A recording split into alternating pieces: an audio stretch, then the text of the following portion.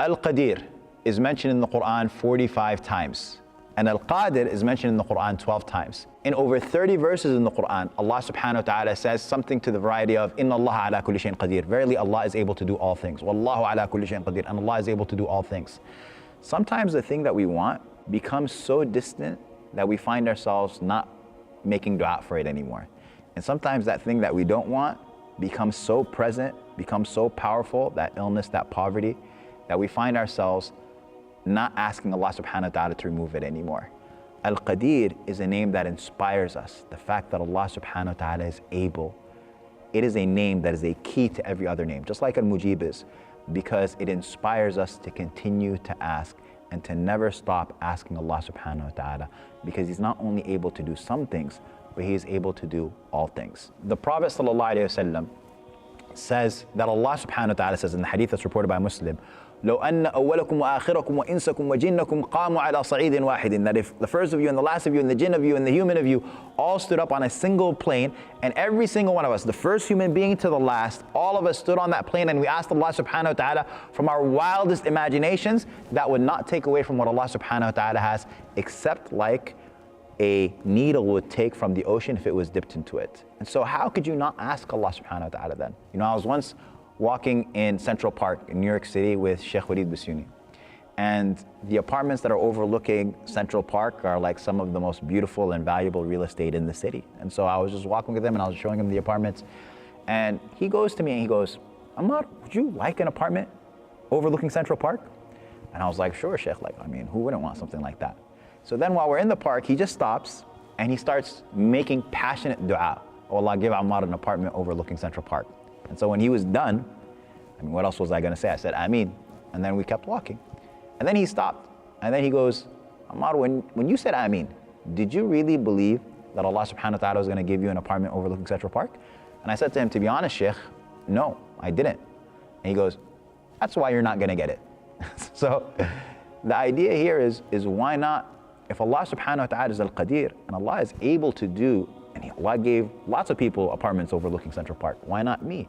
It's the same Allah, He's the same provider, right? It's not like those people who have apartments did it out of their own accord. Allah subhanahu wa ta'ala provided for them, so why not provide for me? Al-Qadeer is a name that's considered a key to every other name. Why? Because you don't ask someone for something except that you believe that that person is actually able to provide it for you or to do it for you. No matter how distant it becomes, if you still want it, ask Allah subhanahu wa ta'ala for it. You know, the first time I met Sheikh Ridwan Saleh in Houston, he ushered me into his office and he started telling me his, part of his story. And in passing, he mentions, my mom, and she lives in Medina, and then he goes on, and I go, hold on a second. You can't just move off from this topic. Like, your mom lives in Medina? I don't know anybody whose mom lives in Medina. Like, how does that happen? And he goes, oh man, and he starts shaking his head. And he goes, let me tell you something. Growing up, my mom, she raised them, single mother. His father passed away, rahimahullah. His mother raised them, and he said, my mom's constant dua was, oh Allah, allow me to live in Medina. He said, we grew up thinking that's one of the adhkar you're supposed to make after the salah. Oh Allah, allow us to live in Medina. He said, when we got older, teenagers, you start to push back on your parents a little bit. So we used to kind of gang up on my mom and say, you're not going to live in Medina. And she would always say to us, leave me alone. Is it too big for Allah? A kabira ala Allah?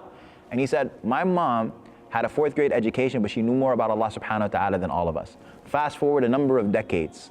Now they've grown up, they have their own families. And he said, on one occasion, one of his brothers said, I'm going to move to Sudan. I'm going to move my family to Sudan. And his mom immediately says, I'm going too. And they go, Mom, what are you talking about? Healthcare is very poor there. You need, she's advanced in age now. She needs her doctors. She needs her. And she goes, no, don't worry. I'm not gonna live in Sudan. I'm going to Medina. I just need to get a little bit closer. And so they get to Sudan, and she's telling her son, she's telling his brother, we need to go do Umrah. We need to go do Umrah. And so they go. She's getting closer to Medina. And when she gets to Jeddah airport, for whatever reason, their visas were no good. And the person at passport control was so aggressive. He was very mean. And he told them, he said, if it wasn't for the fact that this lady is so old, I would have put you on the first flight back. And so he said that his mother went off to the side and she just started making passionate dua, so close.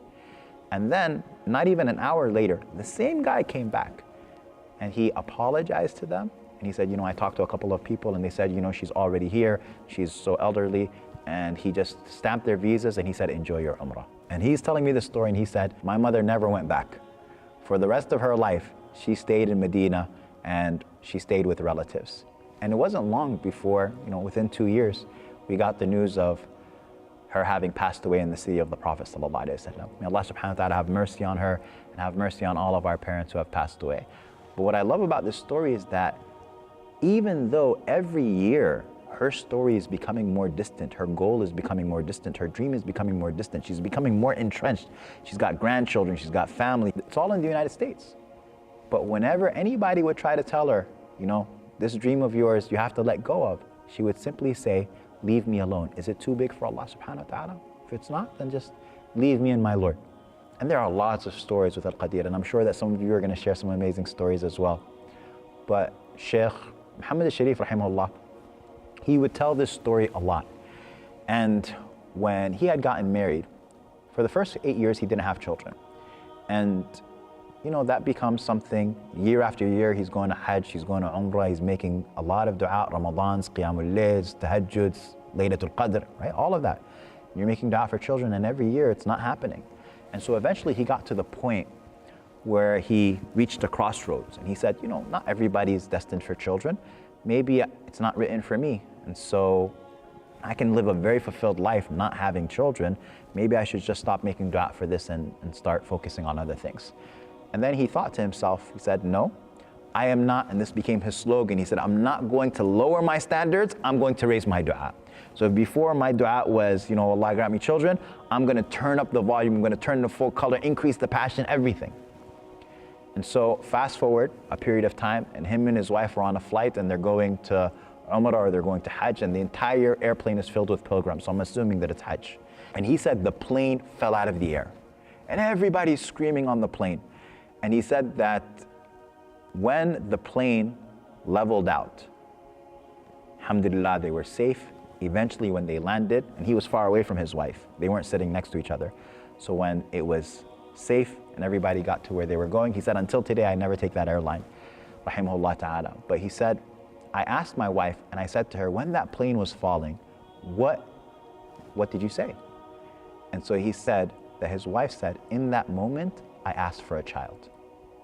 You think to yourself like, okay, plane is falling.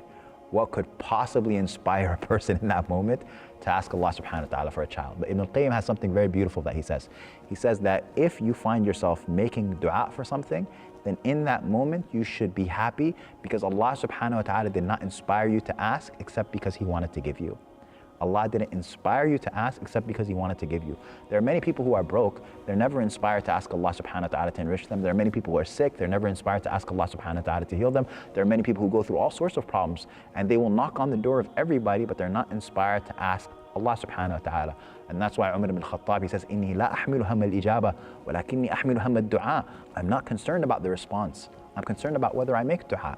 So she makes dua in that moment for a child. You already know what to expect. When they come back from their trip, they're at the doctor's office and the doctor says to them, congratulations, your wife is pregnant. And he said that his wife, she said, that can't be. After years of disappointment, you've got that shield. She says, no, it can't be. And Shaykh Muhammad, rahimahullah, he said to her, I said to her what the angels said to Sarah, أَتَعْجَبِينَ مِنْ أَمْرِ اللَّهِ. Are you amazed at the command of Allah? And Allah subhanahu wa ta'ala blessed him with many children. May Allah subhanahu wa ta'ala look over them as He looks over the children of the righteous. Allahumma ameen.